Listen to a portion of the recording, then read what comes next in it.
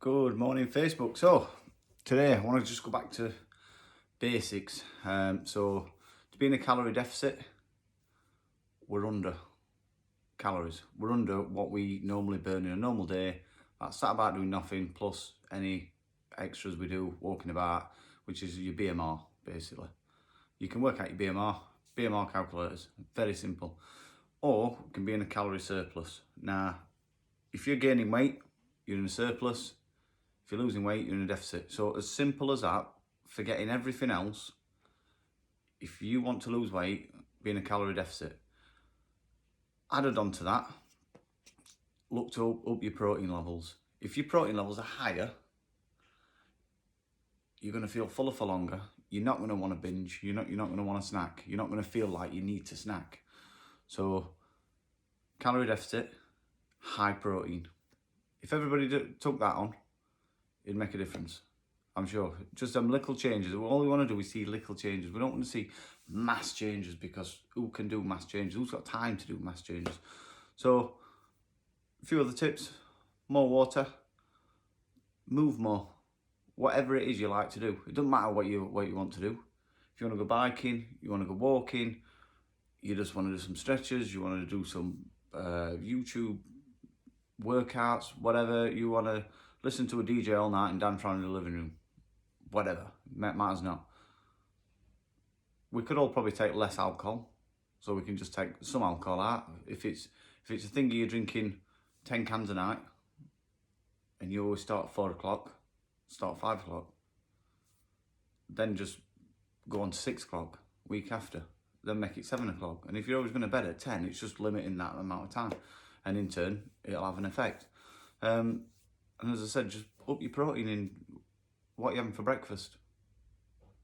If you're having, I don't know, if you're having just like a Weetabix and banana, it's going to be like mostly carbs.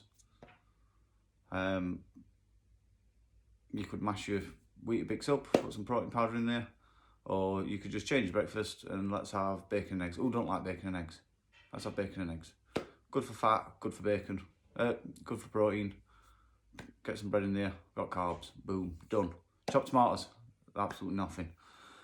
So, accountability. Who are we accountable to? I don't believe most people can actually achieve what they want to achieve without being accountable. I don't think it's possible. I struggled massively. I mean, one, I didn't really know what I was doing at the time.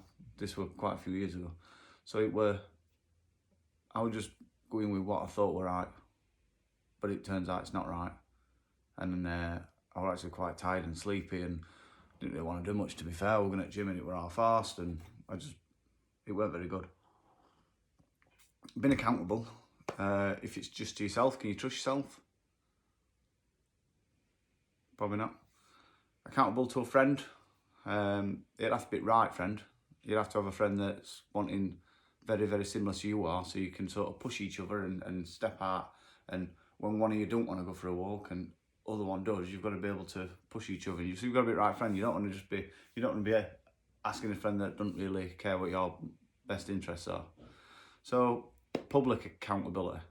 I like this. I think this is great. Sign up for a fundraiser. Why not?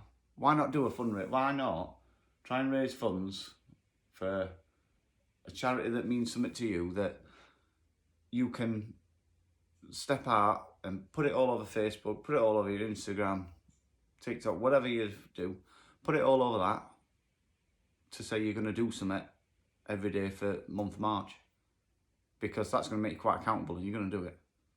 So you sort of create the accountability yourself.